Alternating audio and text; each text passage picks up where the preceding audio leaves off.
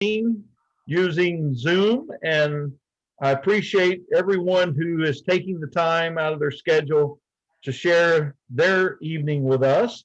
Um, we generally, you know, I'd like to say a few things about, this pandemic has created some chaos in people's lives, and we have lost some members over the last year. And I made this announcement last time, but I think it's always a good idea just to remember that in the past year, we have lost a number of members, including Miss I.G. Cooper, the Right Reverend Sam Halsey, Mr. Wallace Hutchinson, Miss Sissy Lell, and Miss Philip Thomas. And, these are members who have contributed much to the organization, and we certainly need to keep them in our memories. As we move forward, we are scheduled to have at least one more meeting virtual, and that will be in February. It'll be on February 18th. And then beyond that, we were going to kind of judge the climate to determine if our subsequent meetings after that needed to be Zoom oriented or if they could be in person. We're hoping that they can be in person, and perhaps if we get a vaccination by the end of April, maybe we can have one or two meetings in the early year that we can get to see one another and perhaps catch up on how everyone's doing. But as we move forward here, I didn't see if our secretary, Brenda, is she here? Oh, I hit the wrong button. I'm sorry.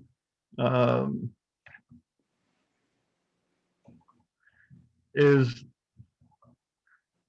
Brenda? Well, is there a motion to read the minutes? I know traditionally we've agreed to waive the reading of the minutes. So move we waive the reading of the minutes. So there is a motion on the floor. I'll second it. I presume if anyone has objections, you will send me a chat. I know it's hard to do this in this modern technology system, but if anyone has a chat that they need, or I see no one chatting, so I will presume that there's no objections. So then we will move ahead and ask Gordon Stone to offer the financial report of the organization. Okay.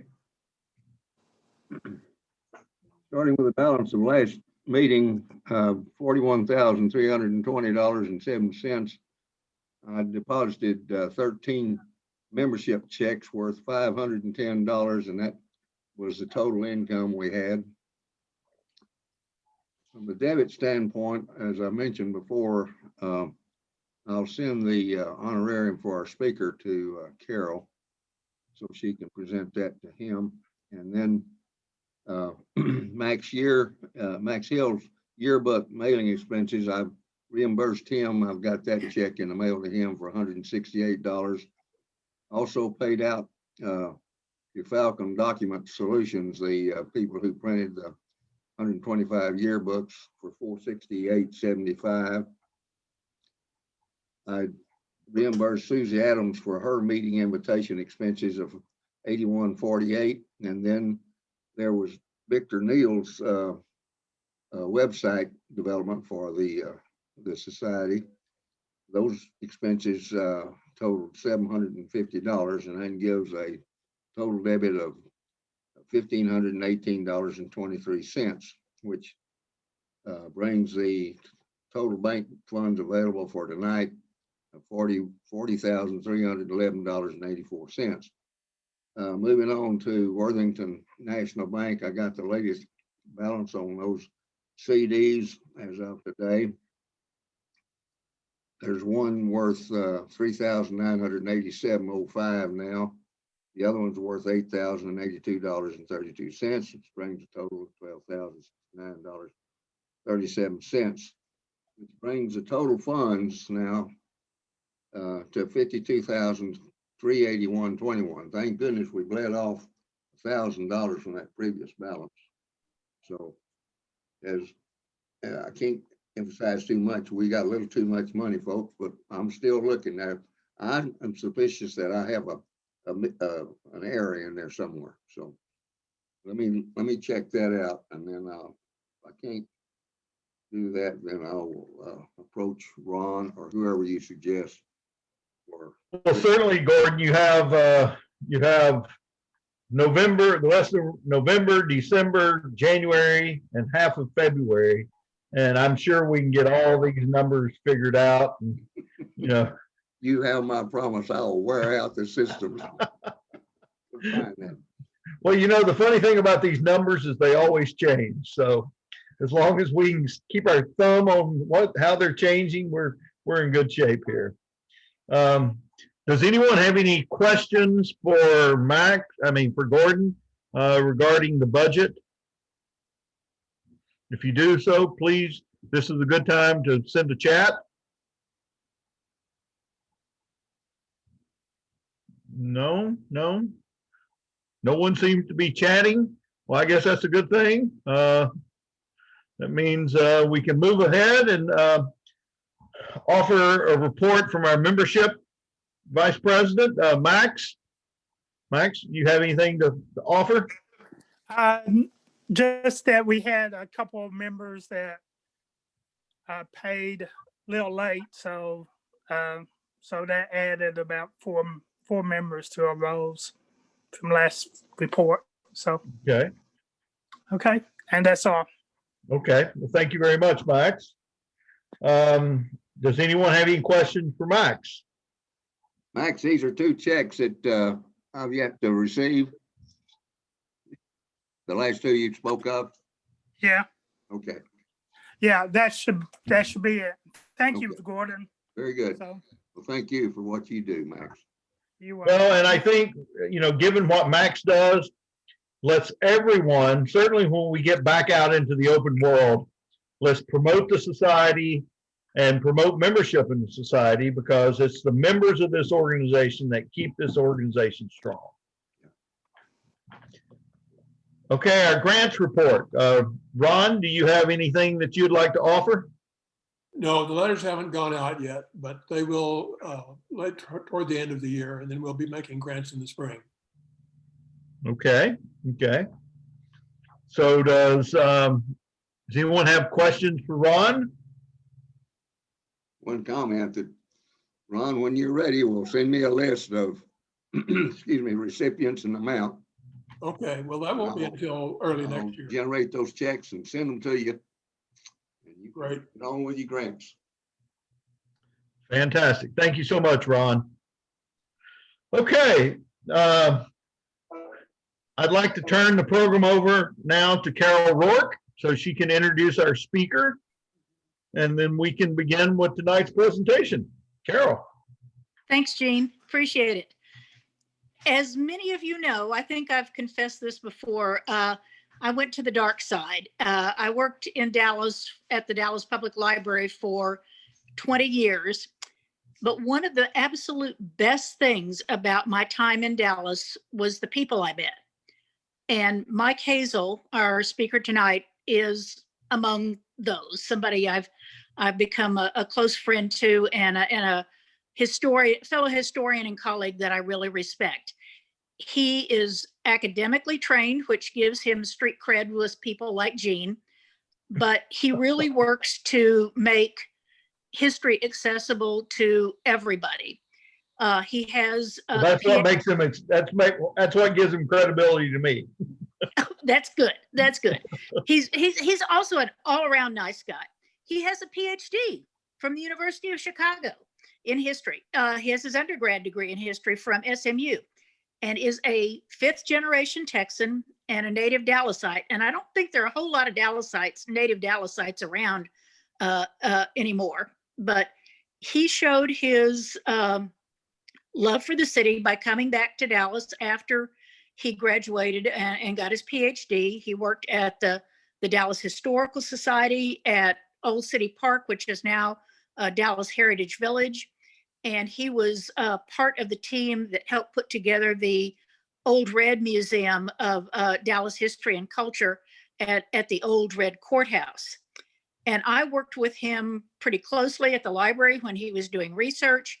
He wrote a centennial history of the library, but I've spent a lot of time working with Mike on a historical journal called Legacies. And I'm going to try and maybe like somebody else, it's hold it upside down. Here it is. Here's a copy of the most recent issue.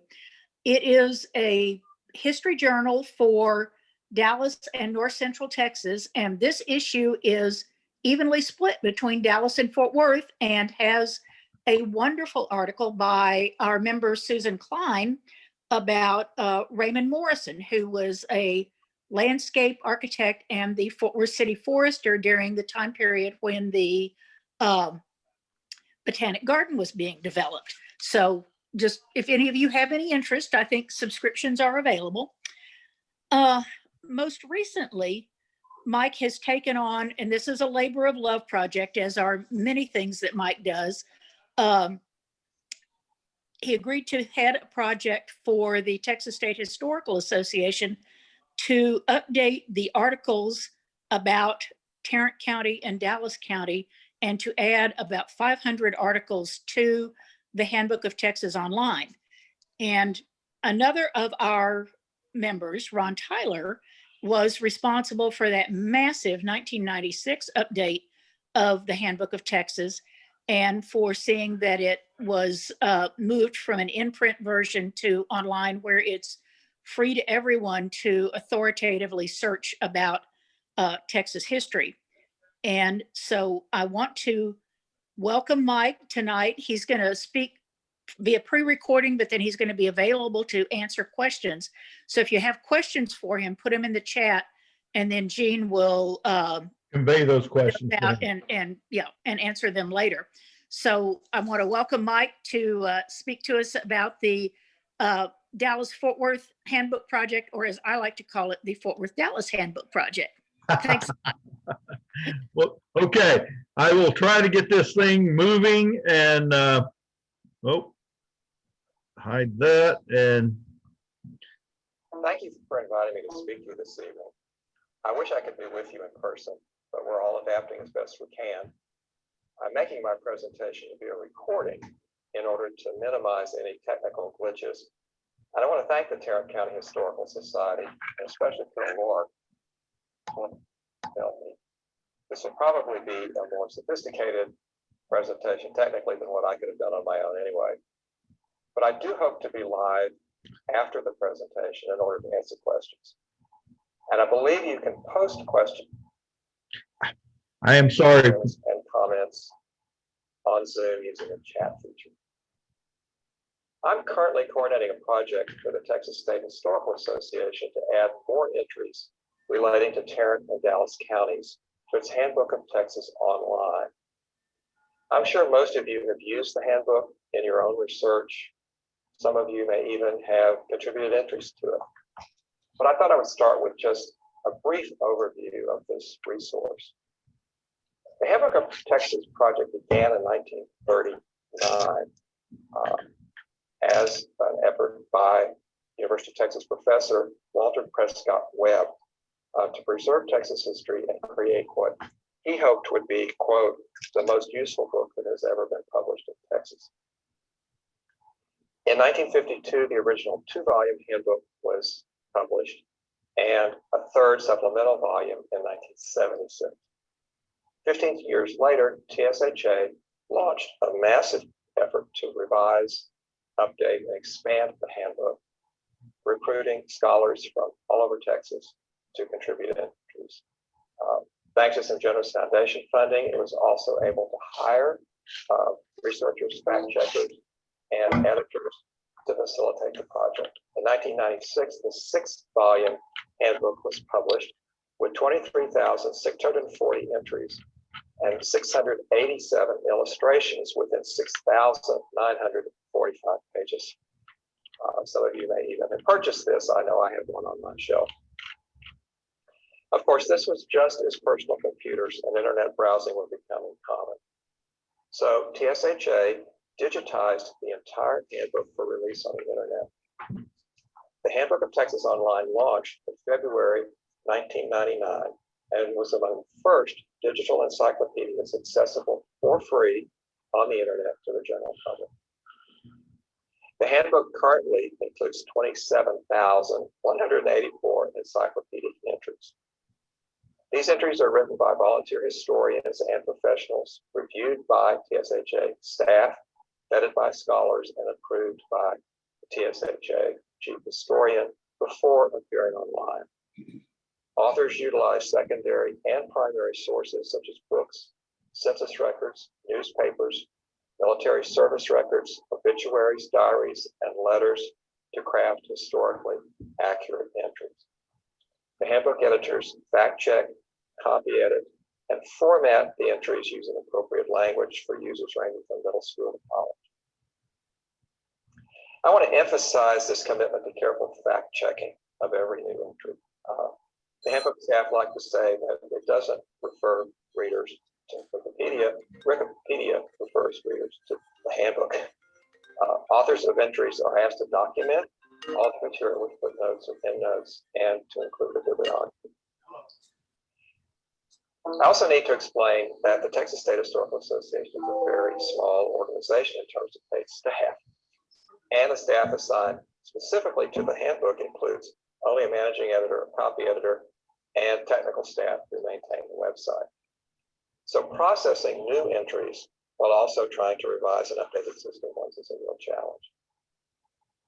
TSHA realizes sponsoring handbook projects focusing on specific topics might be a good avenue to attract funding that would allow hiring of additional staff, while also appealing to scholars throughout the state who might volunteer their expertise to research and write entries. Over the past 10 years, TSHA has successfully sponsored projects on Texas music, African Americans, Tejano Texans, Civil War Texas, San Antonio, and Houston. Besides our DFW handbook, current projects include a handbook of Texas women and a handbook of Texas medicine. These focus projects have added several thousand new entries to the handbook online, and TSHA has also produced ebooks on the topics. Having sponsored successful projects for San Antonio and Houston, TSHA naturally looked to the Dallas-Fort Worth area as a next logical step.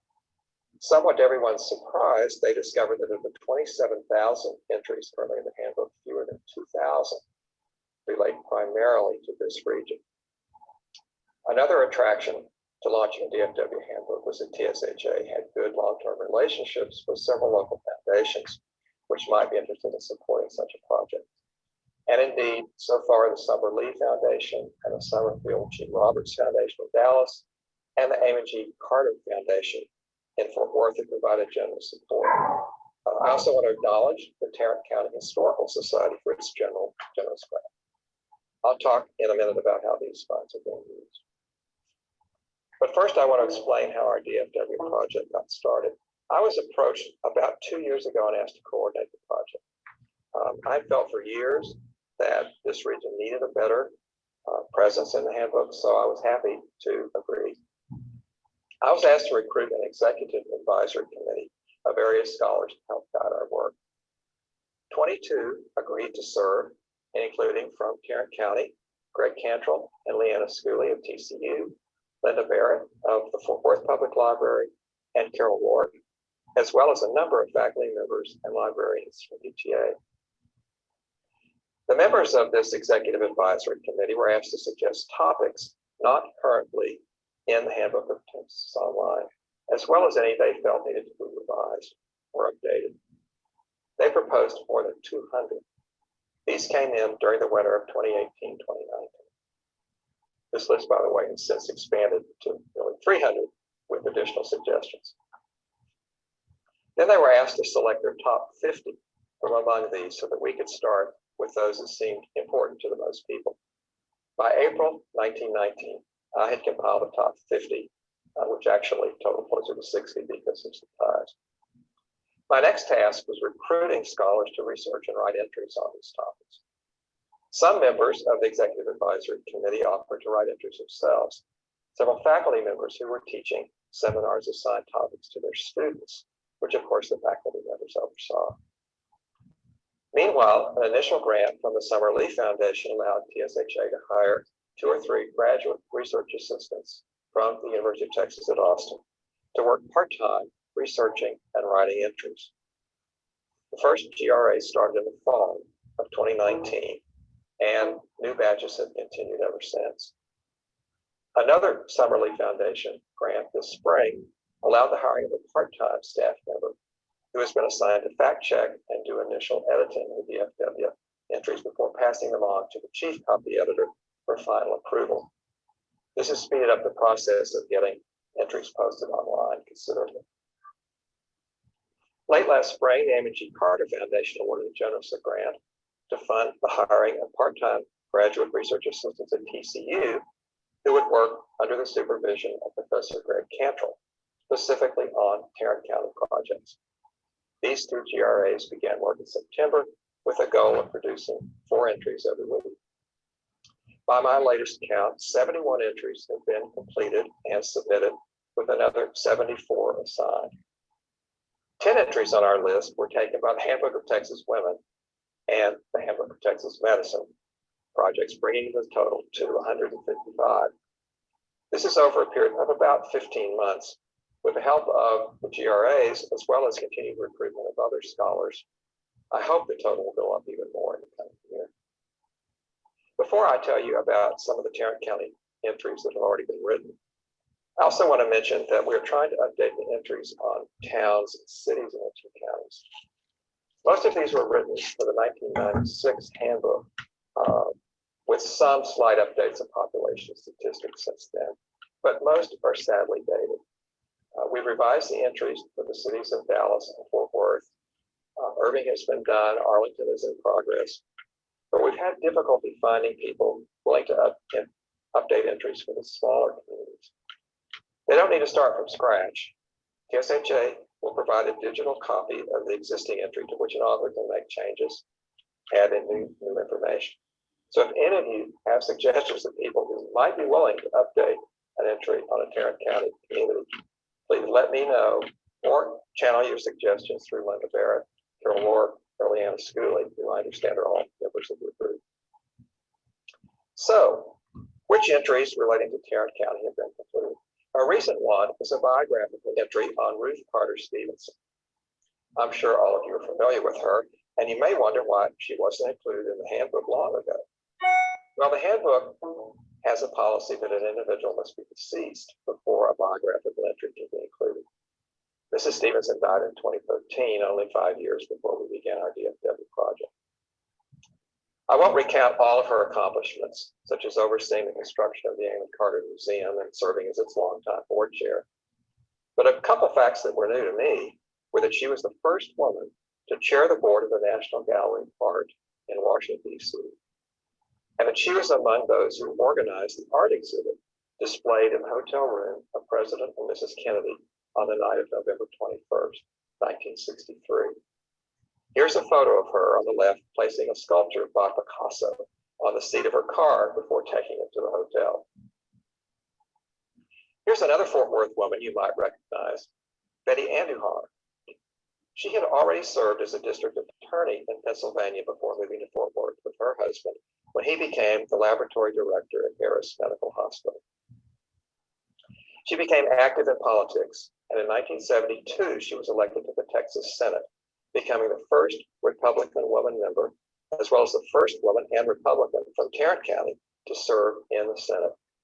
She particularly championed medical causes and worked to update the state medical examiner system. Another Fort Worth woman elected to the state legislature in 1972 was Dorothy Chris Miller, who served 3 terms in the Texas House. She was an unabashed liberal who championed women's rights while also backing such causes as tax reform, water quality control, and utility regulation. She served on more than 22 committees and subcommittees during her terms. She lost her seat due to redistricting. I'm embarrassed to admit that I was unfamiliar with Lenora Rolla. I expect most of you know her name well because she founded the Tarrant County Black Historical and Genealogical Society in 1974 and fostered it until her death in 2001. The Society and the Lenora Rolla Heritage Center Museum and Research Facility now occupy the historic A.L. Boone House. Mrs. Rolla has been called the Rosa Parks of Texas. Another prominent African-American civil rights activist whose biography has recently been added to the handbook is Dr. Marion Brooks. Carol Gore wrote the fascinating entry about this pioneering physician who battled for staff status and admitting privileges for himself and all African-American physicians at all hospitals in Fort Worth, a battle he won by the mid-1960s. He also worked to integrate Fort Worth public schools, was active with the NAACP and the Urban League, and served on the Fort Worth Park Board, among many other activities. This is a man who may be better known in Dallas than in Fort Worth, although he had ties to both towns during the early years. His name was Adolphe Gounod. He had a fascinating life, being born in France, working as a pharmacist and then as an architect, becoming involved in radical politics, and eventually leading an expedition to North Texas to found a socialist utopian community called New Icaria.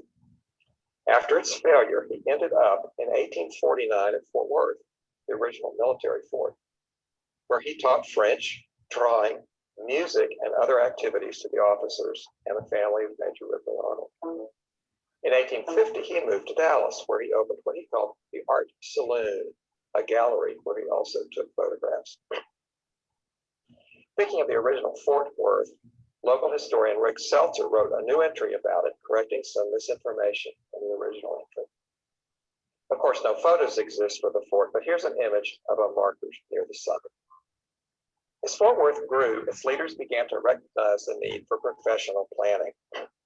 The Kansas City landscape design firm of Hare and Hare became associated with the city in 1925 and helped develop the 1930 Park Master Plan. Although it did projects throughout Texas, it did 200 in Fort Worth alone, including planning residential neighborhoods such as Ridgely and Colonial Hills. Susan Klein wrote an excellent entry about the firm. This is a photo of S. Herbert Hare, the longtime partner with his father, overlooking the Rose Garden in the Fort Worth Botanical Gardens. Victor Gruen was a renowned architect who headed a national architectural and engineering firm when he was commissioned in 1955 to provide planning studies related to the future growth of Fort Worth. Notice the Gruen plan, it called for a central business district free of cars, along with other innovative ideas. Although it wasn't implemented, the Gruen plan was influential in the conception of Sundance Square in the 1970s. I don't know if any of you are residents of Arlington, but we've added a number of entries related to that city, which of course is the second largest in Tarrant County. Are you familiar with the story of Jim Hayes? He was injured in a diving accident the summer after his graduation from Pascal High School, suffering a spinal cord injury that rendered him paraplegic. At UTA, he became the first disabled student to live on campus and quickly began advocating for better access to campus facilities. After graduating, he was hired by UTA to a new position assisting handicapped students, inaugurating programs that were copied at other universities. Later, he started and coached a wheelchair basketball team that won 7 national titles. He himself won 2 bronze medals at the 1984 Paralympic Games. By now, I expect most people are familiar with the Amber Alert, the system whereby police can notify area radio stations to interrupt programming to broadcast an alert of the disappearance of a child. But I wonder how many realize it began in Arlington after 9-year-old Amber Hagerman was abducted there in 1996 and her body found 4 days later. In October of that year, more than 25 Dallas-Fort Worth radio stations unveiled the plan for emergency broadcasts. In 2003, President George W. Bush signed an act to establish a national Amber Alert system, and today at least 30 other countries around the world have similar programs. I thought I would close with one of our more colorful and amusing entries about Top a Hill. That's T-O-P-O' Hill, 3 words. It began as a tea room in Arlington in the early 1920s. But after the opening of the horse racing track at Arlington Downs in 1929, it was converted to a nightclub with illicit gambling, prostitution, and during Prohibition, illegal alcohol. Famous performers like Tommy Dorsey and Benny Goodman performed there, and movie stars mingled with the club goers. The owners installed a variety of security measures, such as walls, a gate, and guard stations. Their most ingenious device is an underground escape tunnel. But in the 1940s, late 1940s, the Texas Rangers managed to penetrate the grounds and made wide-scale arrests, which led to the eventual closing of the club. Ironically, the property was purchased in 1956 by the Bible Baptist Seminary, and today it remains the campus of Arlington Baptist University. These are just a few snippets from the comprehensive entries relating to Tarrant County that have already been written, fact-checked, edited, and placed online. I hope maybe they will inspire you to go to the website handbookoftexasonline.com and search for topics of interest to you. If you notice some relating to Tarrant County that aren't there, please let us know so we can add them to our list. The DFW Handbook is envisioned as a 5-year project, and we're only about 2 years into it, so we have plenty of time. Thanks again for inviting me to talk to you this evening and share what I think is an exciting and very important project in the field of local history. And now, as we enter the live portion of the meeting, we'll see if I can answer any questions.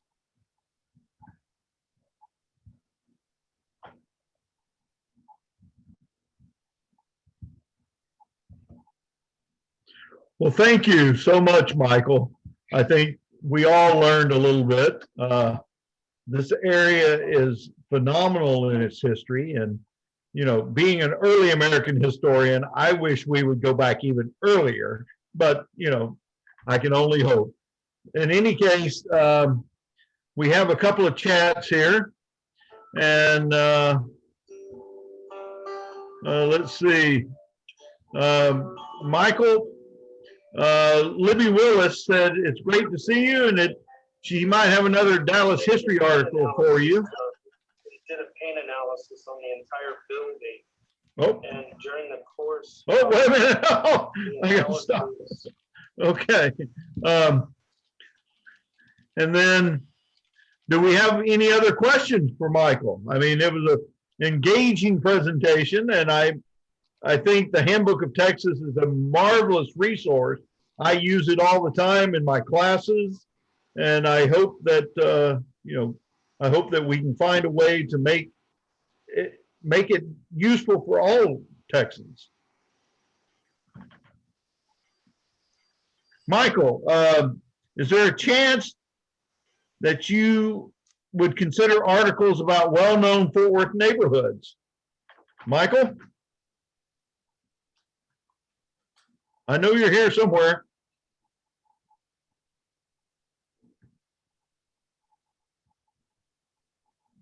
Michael.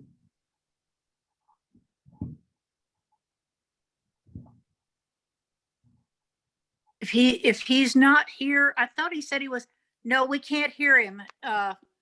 He just texted me and asked if we could hear him, and I'll say no. No.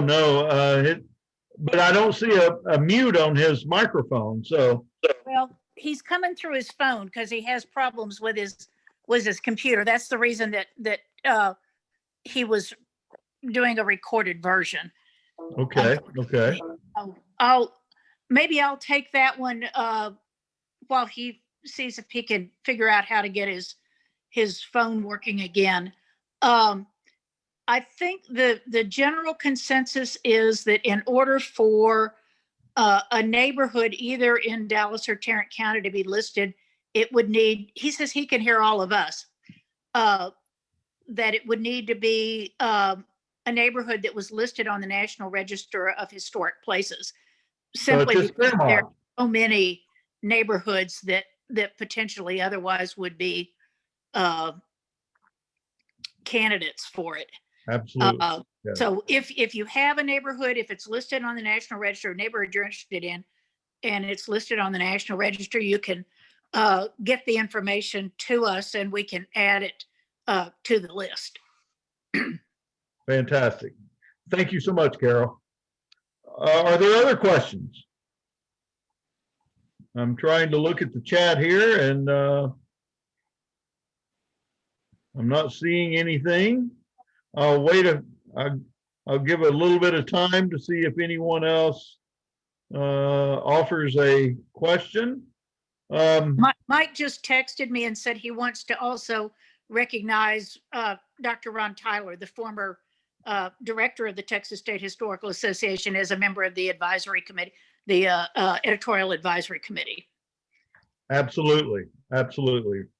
And what I can say about Ron, I was surprised when people approached me about being president of this organization. I was thinking, well, Ron should be president. And then I looked and saw that Ron had been president some years ago. Ron, you're not that old. I mean, how could you have been president that long ago? I mean, so anyways, okay, I'm not seeing any other questions. I guess Pat Adams would like to place a question. He wants you to unmute her. I don't know if I am able. Unmute whom? Pat Adams. Pat Adams, okay. I'm trying to find his, there he is, okay. He's still mute. I'm asking.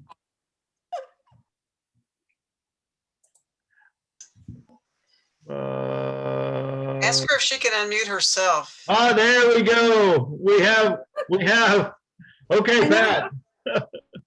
After all that trouble, Gene, we're listening carefully, but I have no question. It was an excellent program. See, we're all learning how to use this technology, and I use it 3 days a week, and I'm still learning how to use it. Well, thank you anyway. Yes.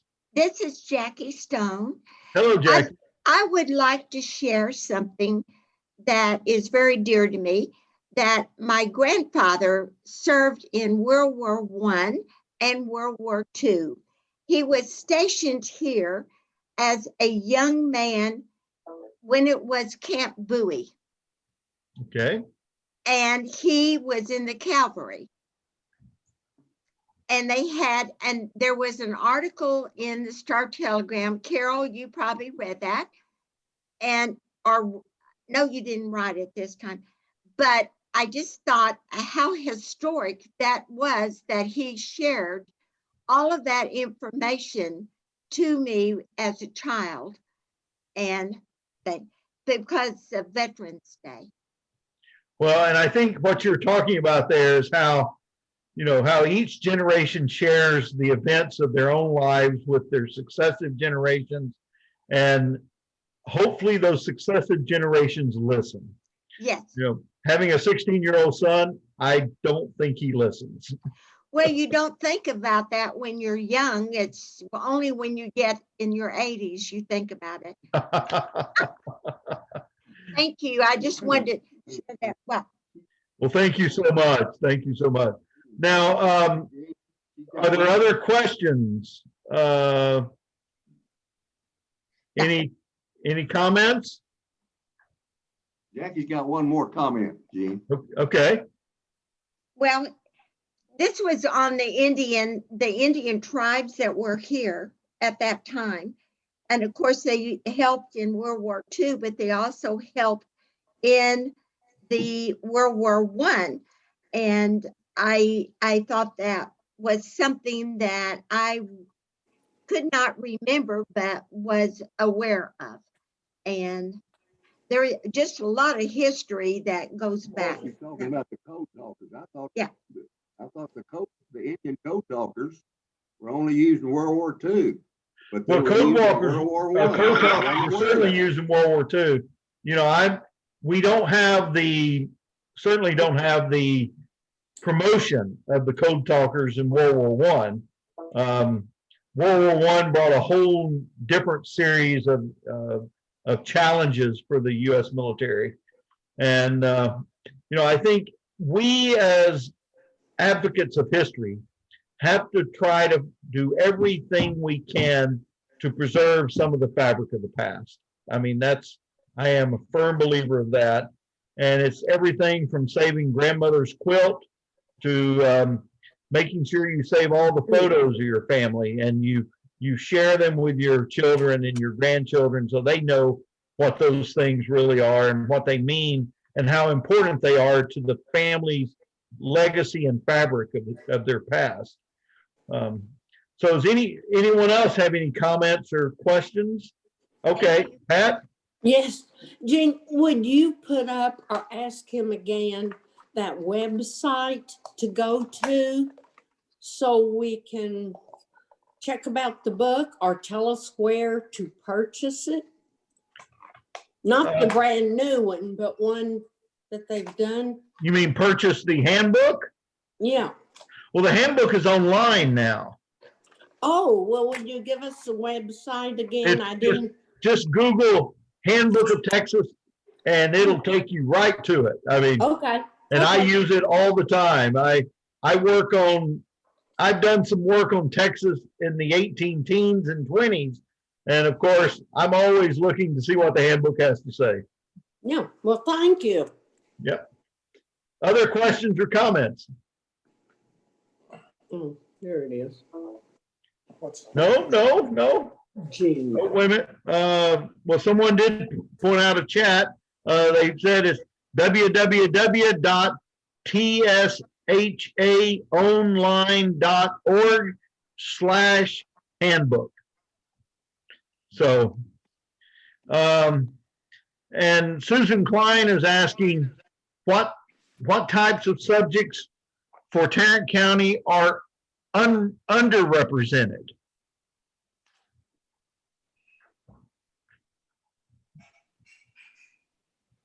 Any comments regarding that? Well, I hope Mike is still here. Let me see what he says. He says, thank you for having been invited to speak to the group.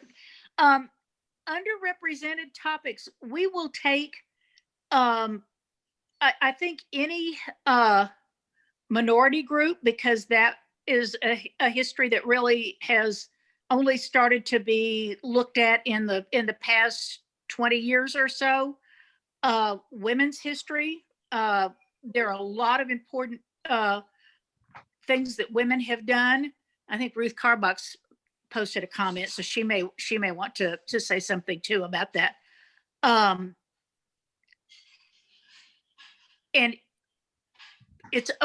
this project is only as good as the collective efforts of our minds. Absolutely. And so if people think they have an idea, then I urge you to send it to me, send it to Linda Barrett, send it to Leanna, send it to Ron Tyler, or send it to Gene and he'll pass it on to us. And we'll put it into the hopper and see if it gets traction. Fantastic. And if you have a particular topic that you want to write about, propose that as well. Now, Ruth, I see you posted something that you said there are some entries on women suffrage leaders in the county. Would you like to add anything else to that? Speak up, Ruth. We know you're out there. You're hiding from us. Oh, Gene, can you unmute Mike Hazel's number on his screen? Well, I don't see his microphone is not on, so there's not a. He must not have liked my answer. He may Well, want to. There's no microphone here on his name. No, there isn't. So He I says he can can't hear us. I can't unmute him.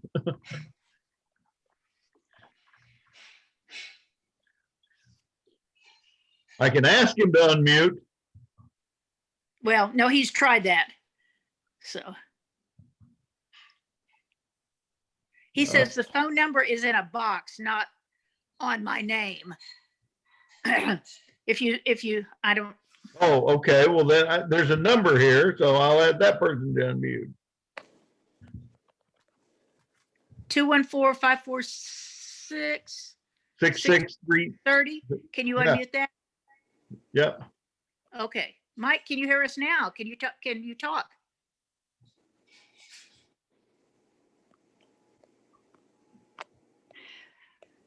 Technology. Gotta love it. Well, and someone else, Libby, I guess Libby asked here, okay, how about great but relatively unknown Fort Worth artist? I think artists are a great, we're looking at artists and architects and people who have done a lot of creative stuff, because there's a great hunger out there for that information. When people see a building or find a piece of artwork by someone, they go online. That's the first thing they do, to go look for information. Absolutely. And it's better to find authoritative information than, some of what you find online. Well, and I tell you, I'm working on this TCU project, and I found that in the 20s and 30s, there were 2 TCU history professors that were mayors of Fort Worth. And it explains now why the TCU handbook says you cannot run for political office. Well, and we are planning to put biographical sketches of all Fort Worth mayors in.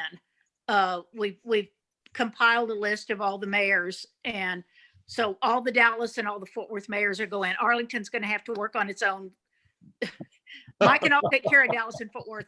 Arlington, they'll have to, UTA folks will have to do that.